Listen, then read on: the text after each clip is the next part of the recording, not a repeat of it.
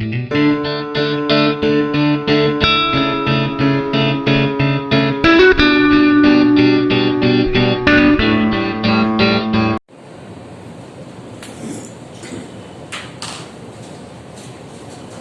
Students, Saraswati group of education તરફથી અંગ્રેજીના video લેક્ચર્સમાં આજે આપણે શીખવાના છીએ એક નવો ગ્રામરનો ટોપિક, અને તેનું નામ છે ડિગ્રીઝ ઓફ કમ્પેરિઝન, એટલે કે તુલનાની કક્ષાઓ. તો તુલનાની કક્ષાઓ છે તે કઈ કઈ જગ્યાએ ઉપયોગમાં આવે, પહેલા તો તે વાત કરીએ. તો પેલું ફંક્શનમાં ઉપયોગમાં આવે, જે ફંક્શન આપણે અગાઉના લેક્ચરમાં શીખી ગયેલા છીએ. ત્યારબાદ કન્જક્શનમાં છે, તેમાં પણ આનો ઉપયોગ આવે. અને જ્યારે આપણે પેરેગ્રાફમાંથી જે જવાબ બનાવતા હોઈએ ત્યારે જો આપણને જરૂર પડે તો તેમાં ડિગ્રીનો આપણે ઉપયોગ કરી અને વાક્યને ટૂંકું એટલે કે કમ્પ્રેસ બનાવી શકીએ. તો તુલના એટલે શું? તુલના એટલે સરખામણી. જ્યારે કોઈ વસ્તુની બીજી વસ્તુ કે વાત સાથે અથવા તો વ્યક્તિની કોઈ બીજી વ્યક્તિ સાથે સરખામણી થાય ત્યારે તેને તુલના કહેવાય. અને તે તુલના છે તેની અલગ અલગ છે, તે ડિગ્રીઝ એટલે કે તેની કક્ષાઓ છે. તે કક્ષાઓ તો આપણે ભણવાના જ છીએ, જેમ કે 1+1 છે, 1+ માસ છે અને 1 આઉટ ઓફ માસ છે. આ ત્રણ તેની છે તે ડિગ્રી ઓફ કમ્પેરિઝન છે. પરંતુ સૌથી પહેલા તો આપણે તે જોવું પડે કે તુલના થાય કયા શબ્દથી. કયા શબ્દથી છે તે આપણે તુલના કરી શકીએ કોઈ પણ વસ્તુની કે વ્યક્તિની. તો જવાબ આવશે કે વિશેષણ. તે વિશેષણ છે કે જેના દ્વારા આપણે તુલના કરી શકીએ. સમજો કે આપણે એમ કહીએ કે ચોક, તો ચોક નામ છે, બરોબર? તો આપણે એમ કહીએ આ ચોક છે, આ વધારે પડતો ચોક છે, એમ આપણે કહી ન શકીએ. પણ ચોકમાં આપણે એમ કહી શકીએ મોટું અને નાનું. આ મોટો ચોક છે, આ એથી મોટો ચોક છે. તો આપણે મોટું શબ્દ છે તેમાં છે તે આપણે વિશેષણમાં ઉપર નીચે છે તે તેની કક્ષાઓને આપણે ઉપયોગમાં લઈ શકીએ. એટલા માટે વિશેષણથી સરખામણી થાય.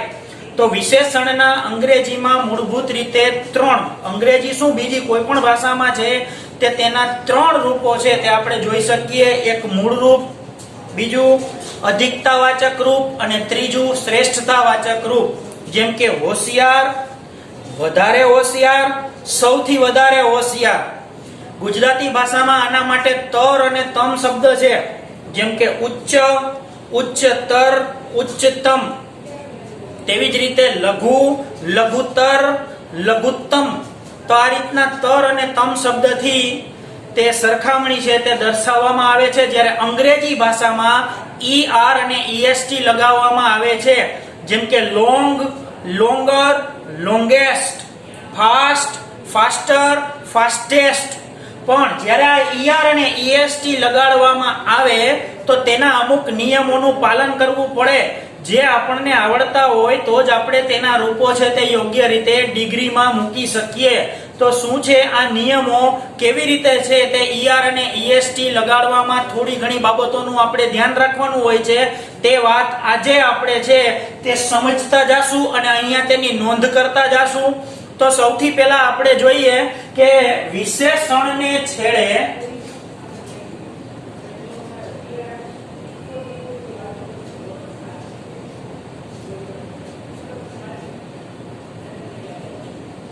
ER તેમજ EST લગાડવાના નિયમો.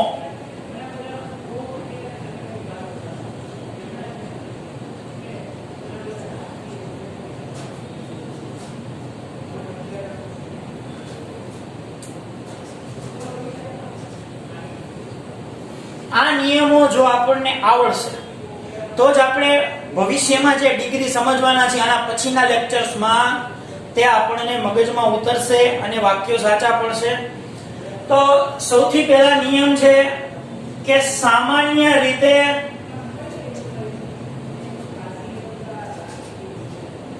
વિશેષણને છેડે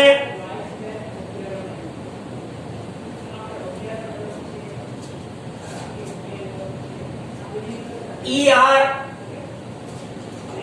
તેમજ EST લગાડવાથી તેના અધિકતાવાચક તેમજ અધિકતાવાચક એટલે કમ્પેરેટિવ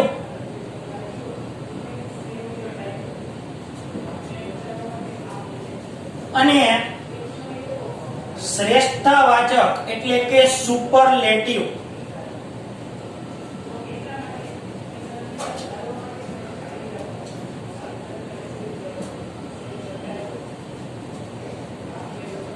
રૂપ બને છે. તો સ્વાભાવિક રીતના જ આ રીતે બને. જેમ કે આપણે ફાસ્ટ લઈએ તો આ ફાસ્ટ એને આપણે er લગાડીએ તો થશે ફાસ્ટર અને જો est લગાડીએ તો થશે ફાસ્ટેસ્ટ. એટલે કે ઝડપી, વધારે ઝડપી, સૌથી વધારે ઝડપી. Fast, faster, fastest. તે જ રીતના લોંગ તો અહીંયા આપણે er લગાડવાથી તેનું અધિકતાવાચક રૂપ બને લોંગર અને તેનું શ્રેષ્ઠતાવાચક રૂપ બને છે લોંગેસ્ટ. તો અહીંયા લોંગ, લોંગર એટલે વધારે, લંબાઈમાં વધારે, અને લોંગેસ્ટ એટલે સૌથી વધારે લાંબુ. તેવી જ રીતના ટોલ, ટોલર, ટોલેસ્ટ. તો સામાન્ય રીતે er અને est છેલ્લે લગાડી દેવામાં આવે છે. હવે બીજી વાત આપણે જોઈએ તો જો વિશેષણને છેડે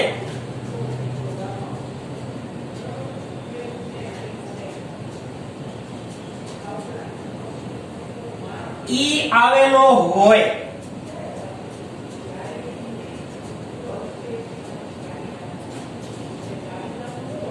તો માત્ર r અને st જ લગાડવામાં આવે છે.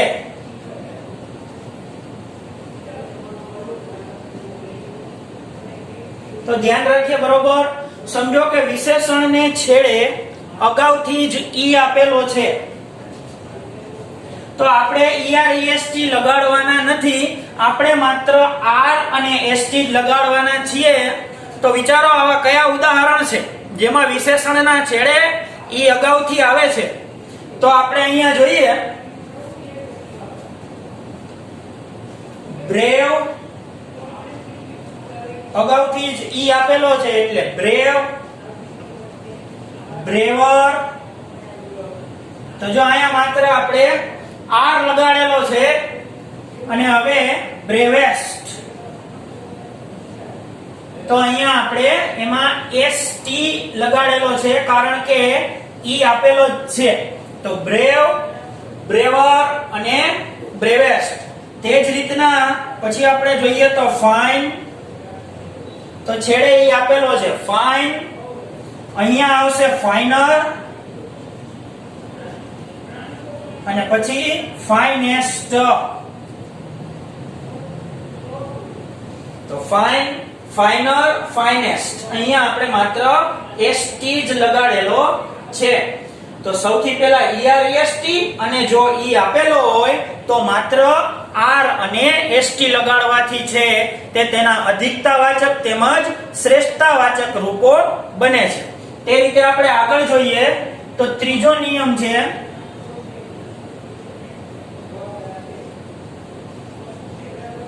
જો વિશેષણને છેડે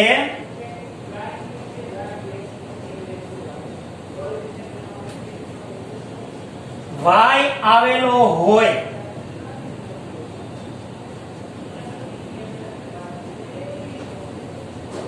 તો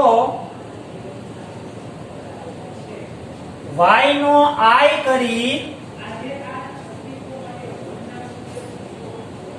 અને er તેમજ est લગાડાય છે.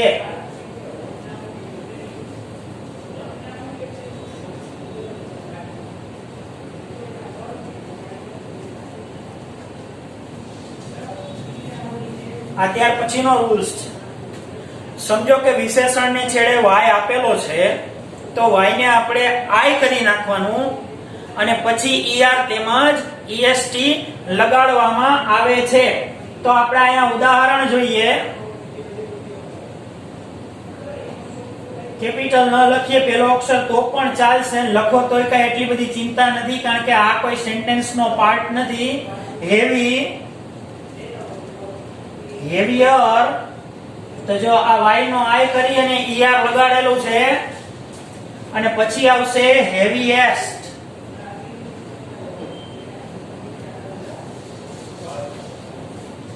તે જ રીતના પ્રેટિયર, પ્રેટીએસ્ટ.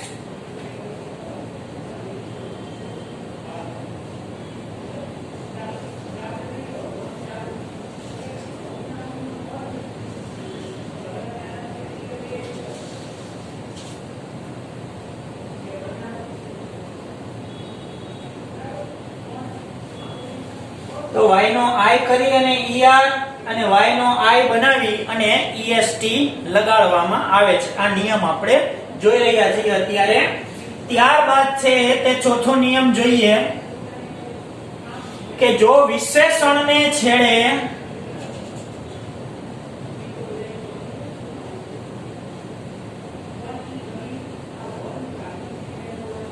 વ્યંજન આવેલો હોય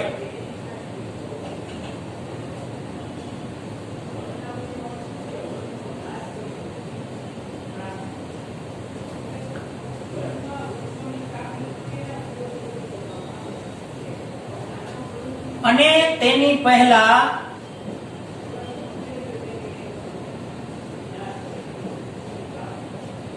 સ્વર આવેલો હોય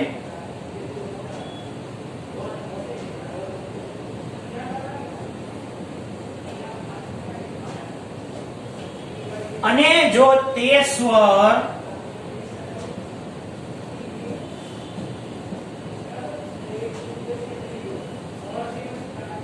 આખા વિશેષણમાં એક જ હોય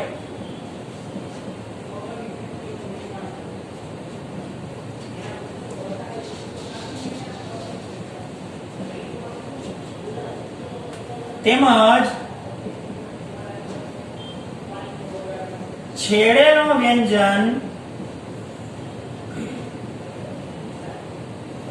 ભારપૂર્વક ઉચ્ચારાતો હોય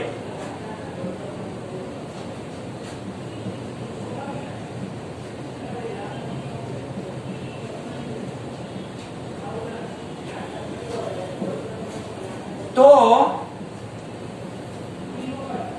ER તેમજ EST લગાડતા પહેલા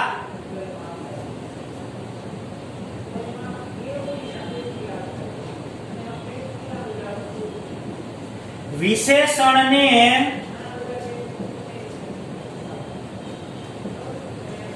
છેડે આવેલો વ્યંજન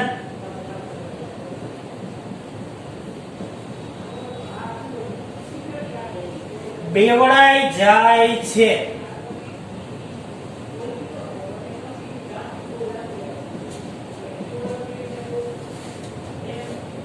જો આપણે રૂલ્સ લખ્યો છે, હવે એમાં શું કહેવા માંગે છે?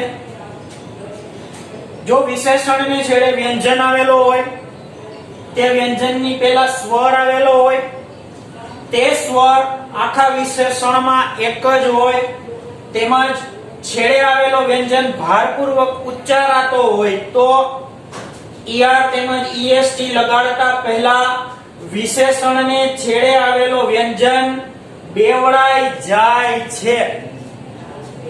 હવે એના ઉદાહરણો આપણે લઈએ તો પહેલા આપણે લઈએ બિગ. જો આ બિગ માં છેડે વ્યંજન છે, વ્યંજનની પહેલા I સ્વર છે અને તે સ્વર એક જ છે. તો હવે બિગ નું જ્યારે બિગર કે બિગેસ્ટ બોલીએ ત્યારે નાનો એવો થડકો પડે છે, બરોબર? Bigger, biggest. તો અહીંયા બી I ડબલ G કરવાના છે, બિગર અને પછી બિગેસ્ટ.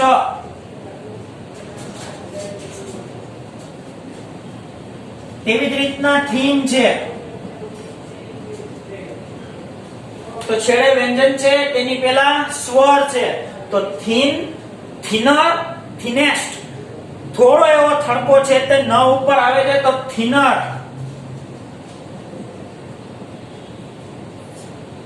જુઓ અહીંયા વ્યંજન બેવડાઈ જવાનો નિયમ છે તે આપણે શીખીએ છીએ. ત્યાર પછી ER અને EST લગાડવામાં આવે.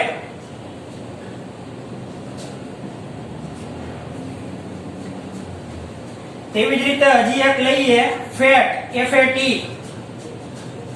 છેડે વ્યંજન, તેની પહેલા સ્વર. સ્વર આખા વિશેષણમાં એક જ છે, તો ER EST લગાડતા પહેલા તે બેવડાઈ જશે. તો આ રીતે થશે ફેટ, ફેટર અને ફેટેસ્ટ.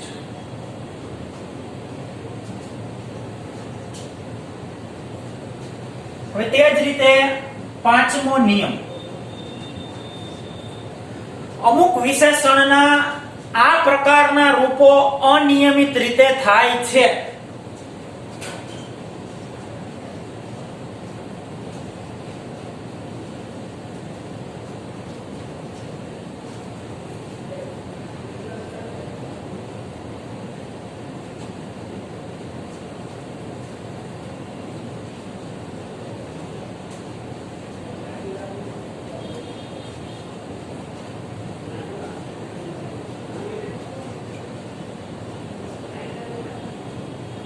અનિયમિત એટલે ER-EST ના જે કઈ રેગ્યુલર નિયમો છે તે નિયમો પ્રમાણે તે થતા નથી, તેવા વિશેષણને ફરજિયાત આપણે ગોખવા પડશે. બરોબર? તો તેવા વિશેષણો આપણે જોઈએ કયા છે. તો જો અહીંયા આપણે લખતા જઈએ છીએ. બરોબર, ધ્યાન રાખજો. Good, better, best. તો ગુડ નું ગુડર થતું નથી, ગુડ, બેટર, બેસ્ટ. તેવી જ રીતે વેલ, બેટર, બેસ્ટ.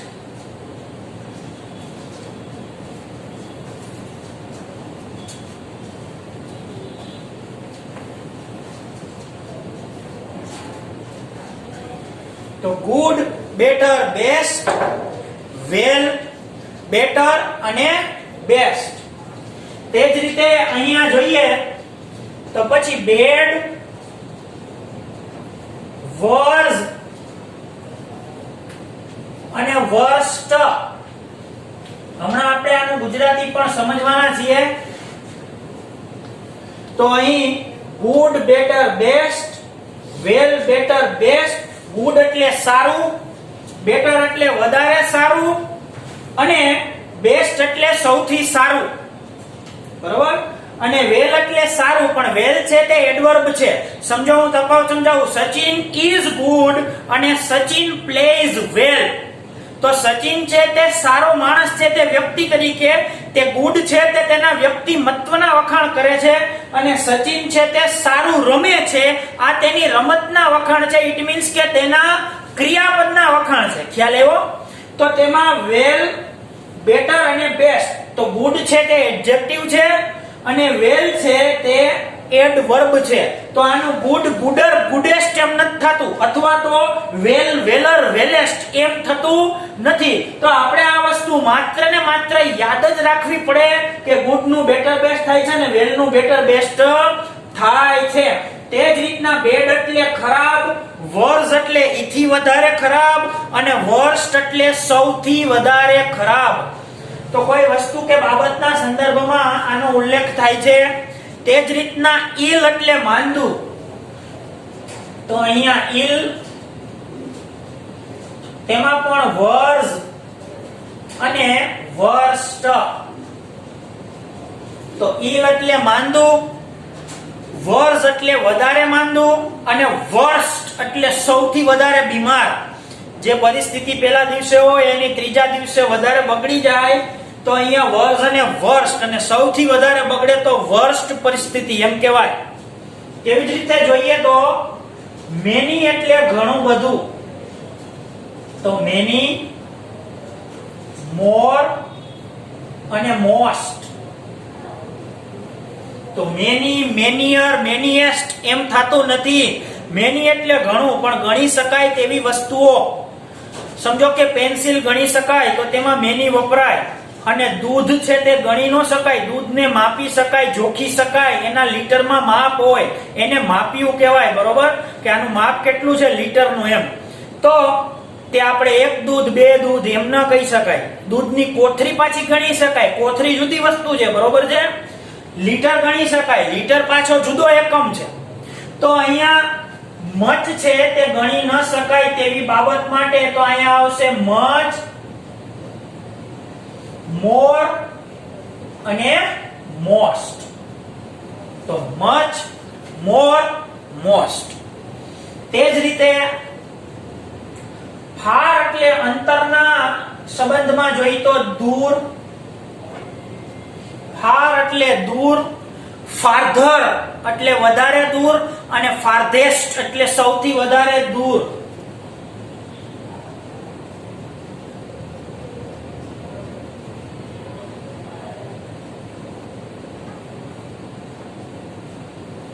તો જો અહીંયા એક આર છે તે વધારાનું ઉમેરાઈ જાય છે, તે અંગ્રેજી ભાષાની ખાસિયત પ્રમાણે છે, એટલે આપણે તે સ્વીકારવી જ રહી.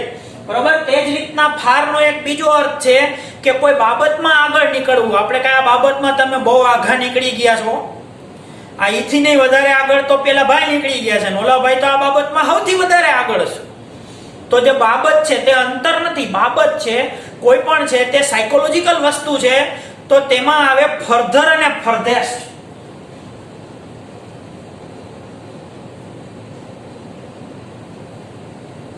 તો અહીંયા ફાર એટલે દૂર, પણ દૂર એટલે બાબતના સંદર્ભમાં. આ દૂર છે તે અંતર, અંતરના સંદર્ભમાં. તો દૂર એટલે બાબત, તો આમાં થાય ફર્ધર અને ફર્ધેસ્ટ.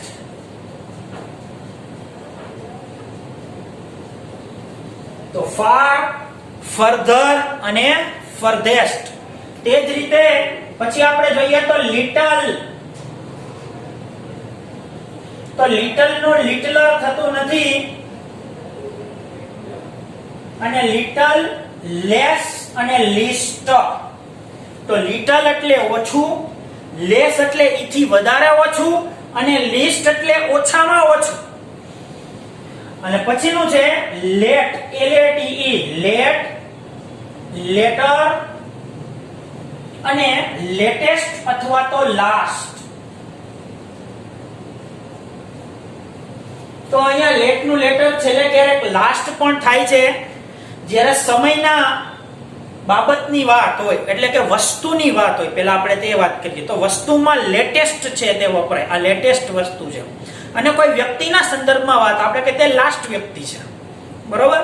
તો આ રીતના લેટ, લેટર અને લેટેસ્ટ અથવા તો લાસ્ટ, તે રીતના રૂપો છે.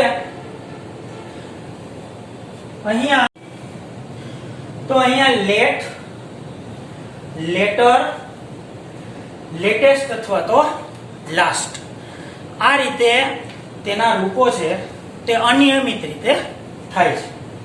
ત્યાર પછીનો આપણે જે નિયમ છે તે જોઈએ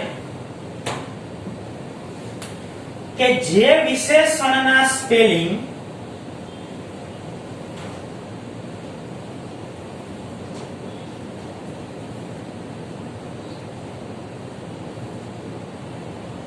મોટા હોય તેમાં વિશેષણની આગળ, એમ આપણે લખીએ, વિશેષણની પહેલા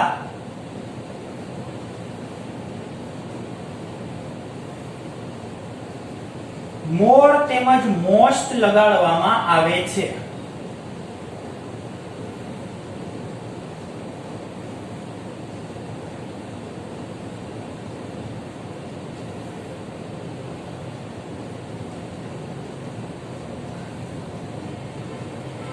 જેવી રીતે કે બ્યુટીફુલ, મોર બ્યુટીફુલ અને મોસ્ટ બ્યુટીફુલ.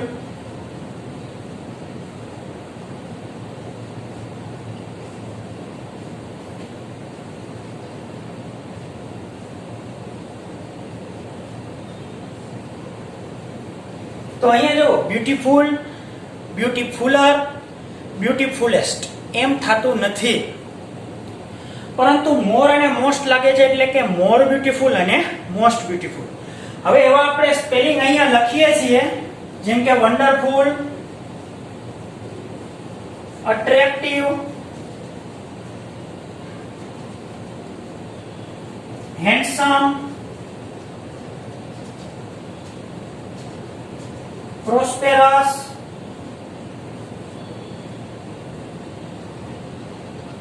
Useful,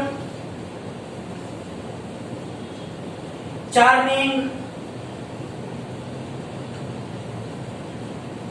naughty. આવા જે સ્પેલિંગ છે તેમાં ER કે EST લગાડવાને બદલે મોર અથવા તો મોસ્ટ લાગે છે, જેમ કે વન્ડરફુલ, મોર વન્ડરફુલ, મોસ્ટ વન્ડરફુલ. અટ્રેક્ટિવ, મોર અટ્રેક્ટિવ, મોસ્ટ અટ્રેક્ટિવ. હેન્ડસમ, મોર હેન્ડસમ, મોસ્ટ હેન્ડસમ. પ્રોસ્પેરસ, મોર પ્રોસ્પેરસ અને મોસ્ટ પ્રોસ્પેરસ. તે જ રીતના યુઝફુલમાં પણ મોર અને મોસ્ટ, ચાર્મિંગ, મોર ચાર્મિંગ, મોસ્ટ ચાર્મિંગ, અને નોટી, મોર નોટી અને મોસ્ટ નોટી.